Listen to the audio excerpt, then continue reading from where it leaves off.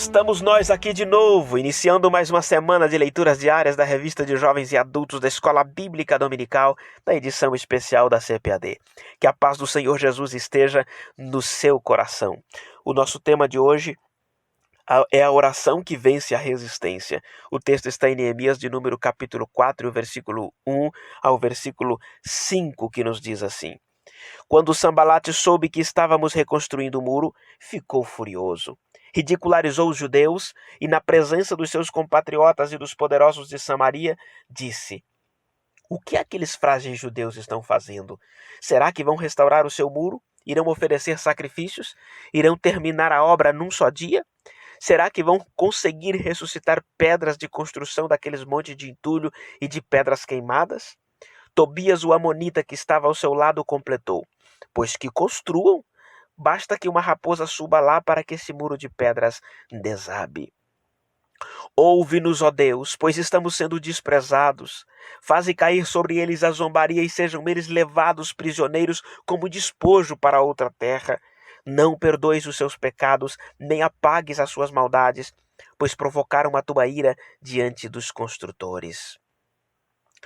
Durante esta semana, vamos estudar a lição de número 4. A construção do templo enfrentou oposição. E as nossas leituras diárias vão falar sobre as resistências que os líderes do povo de Deus enfrentaram na reconstrução tanto da cidade quanto do muro e também do templo. Esta oposição ocorreu durante um período em que o Império Persa dominava todo o Oriente Próximo. E nesse contexto, Sanbalate, Tobias e Gesem, que nós não vamos comentar sobre Gesem hoje, eles ocupavam posições políticas dentro desse império. É importante a gente conhecer esses dois personagens porque eles se referem ao nosso texto de hoje. E o primeiro é Sanbalate. Quem era Sanbalate?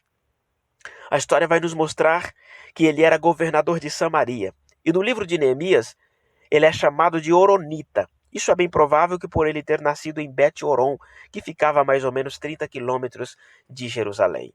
E nós vamos ver também que ao todo os familiares de Sanbalate governaram Samaria por mais de um século. Tudo indica que ele era resultado de uma mistura de assírio com judeu. E ele também era sincrético, ou seja, ele servia, entre aspas, a Deus, ao Deus de Israel, mas também servia a deuses pagãos.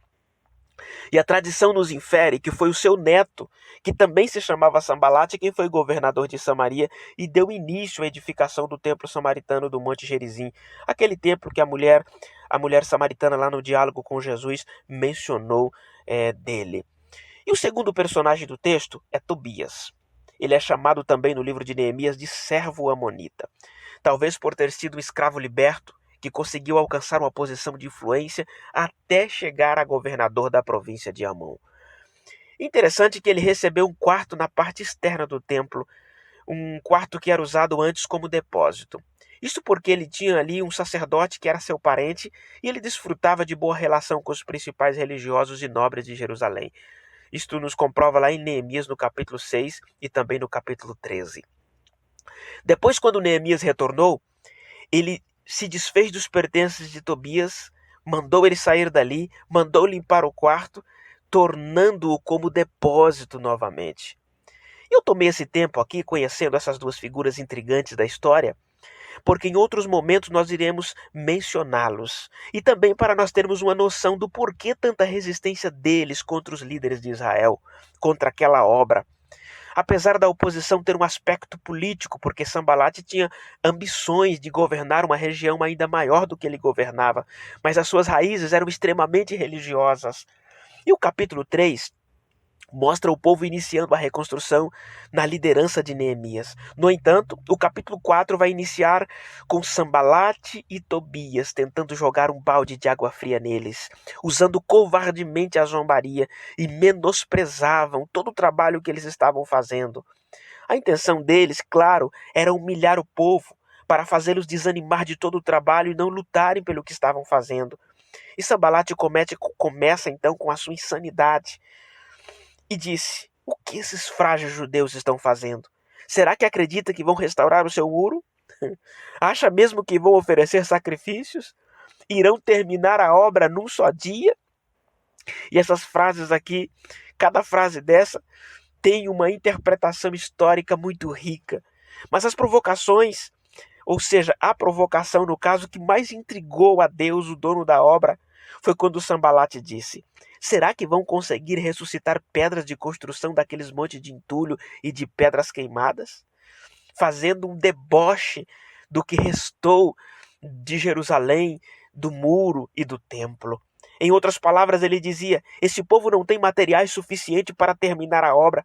Só se fizerem ressuscitar pedras ou tijolos do lixo que sobrou, não é? Ou do carvão. Como se não bastasse essa zombaria, Tobias continua a destilar o seu veneno e diz: basta que uma raposa suba lá para que esse muro de pedras, no caso, desabe.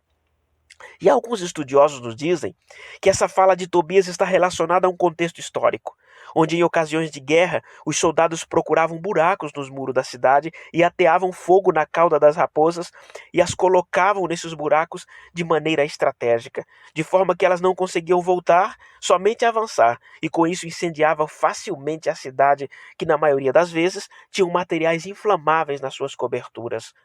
Então Tobias estava dizendo o seguinte: o muro deles vai ficar tão frágil que se soltar uma raposa num buraco, o muro não aguentará o peso da raposa. Ei, você aguentaria tais provocações?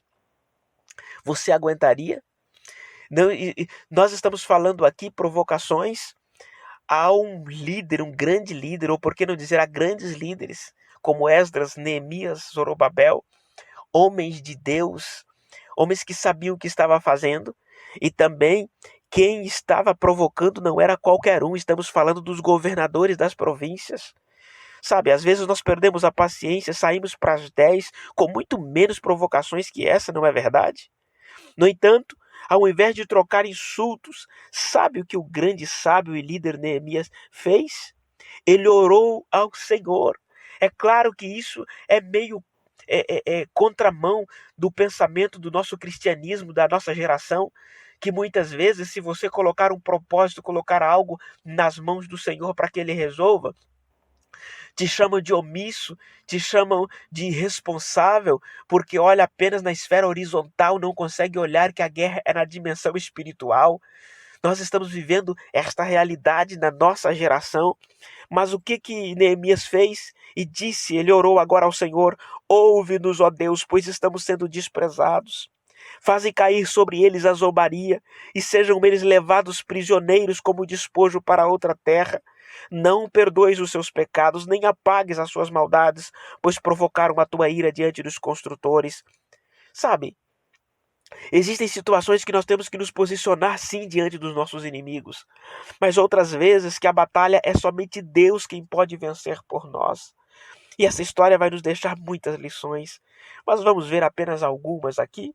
E a primeira lição é esta: quando você for zombado, criticado, escarnecido por fazer aquilo que você sabe que é correto fazer, ei, não responda da mesma altura, não responda ao mesmo nível do zombador, não desça ao nível dele. Nessa hora, demonstre o seu nível de maturidade espiritual, mostre que você sabe para onde está indo e o que está fazendo. A segunda lição: não deixe que as circunstâncias à sua volta ou aquilo que os outros dizem ao teu respeito molde o seu comportamento, o seu caráter. Que as tuas palavras, que as tuas atitudes não sejam moldadas dentro daquilo que as pessoas fazem para você. Sabe, existem muitas pessoas que as suas ações, os seus sentimentos, as suas palavras são no mínimo o eco ou a resposta daquilo que as pessoas fizeram para elas. Se as pessoas dizem que você não pode ir, e daí se você tem certeza que Deus mandou você ir? Se as pessoas dizem que você não tem capacidade, e daí se Deus diz que está te capacitando, quem é maior? Os zombadores ou Deus que te chamou, ou Deus que te comissionou? A terceira lição, vamos correr aqui que nós temos que terminar. A terceira lição: não se permita desencorajar pelas palavras envenenadas dos ladrões de sonhos. Tenha convicção que foi Deus quem te chamou, foi Ele quem te capacitou e continua te capacitando. Só você, escuta isso, só você sabe as promessas que lhe foram dispensadas por Deus na sua vida. Quarta lição: não ore pedindo vingança. Faça como Neemias, peça que a justiça de Deus seja executada. Muitas pessoas fazem a chamada oração de feiticeiro, não é? Não faça isso. Entenda que é Deus quem está no controle de todas as coisas. E a quinta lição: quando Deus te der algo para fazer, tenha foco. Nem que o governador te peça para desistir. Não desça, não negocie, não se renda. Sexta lição: sempre que você propor fazer algo para Deus, é normal surgir os opositores. Ainda que seja nos bastidores, vai surgir com certeza. Portanto, como você lida com os opositores? Você perde o controle ou mantém o foco? Você se sente pressionado, acuado ou você usa o seu domínio próprio? Você fica desanimado e perde a alegria ou vai para o joelho e apresenta a causa a Deus? Não existe nenhuma resistência maligna que nós não vencemos com uma oração. Esta história do pós-cativeiro é muito palpitante, não é? Mas nós vamos parar por aqui. Lembrando que muitos que atravessam a perna na sua frente para você cair são os que estão envolvidos na mesma obra, no mesmo projeto. É lamentável, mas é a verdade. Que o Senhor nos livre dos tais. Como está a tua prática da oração para vencer os opositores? Como está a tua convicção no chamado que Deus lhe deu? Como está a tua coragem para trabalhar no muro? Você está entendendo a mensagem? Como está o teu dinamismo para você fazer como eles fizeram, segurar a arma numa mão e a ferramenta na outra? Como está a tua, eu não vou dizer ambição, mas o teu desejo, a tua volição, vontade, garra de fazer a obra de Deus sem dar ouvido para os opositores? E aqui eu termino dizendo, pense nisso. Pense nisso, a crítica tem o mesmo poder ou talvez mais, dependendo do que você vai fazer com ela, de fazer você crescer tanto quanto um elogio. Muitas pessoas querem ser bajuladas, querem ser elogiadas. Enquanto você estiver elogiando, ela está fazendo um excelente trabalho na obra de Deus. Se você fizer uma observação, e muitas vezes, e sempre quando um líder, que é um bom líder, faz uma observação, uma crítica, faz querendo ver o crescimento do seu liderado, do seu mentoreado. Então, quando você receber uma crítica vindo de dentro dos seus líderes, entenda que é para o teu crescimento. Se esta crítica vem de pessoas que você sabe que te odeia, que não gosta do teu trabalho, quer criticar apenas por criticar, jogue na latinha do lixo. Não esqueça disso e lembre que você e Deus sabem do projeto que vocês estão construindo. E nesta manhã, que neste dia o Espírito Santo venha renovar as nossas forças. Eu sei que a nossa leitura diária foi um pouquinho mais longa hoje, mas é uma mensagem extremamente palpitante que ainda teria muito para nós aprendermos dela aqui. Mas essa semana nós vamos aprender bastante sobre a história de Neemias e a reconstrução que eles fizeram ali em Jerusalém. Vamos orar?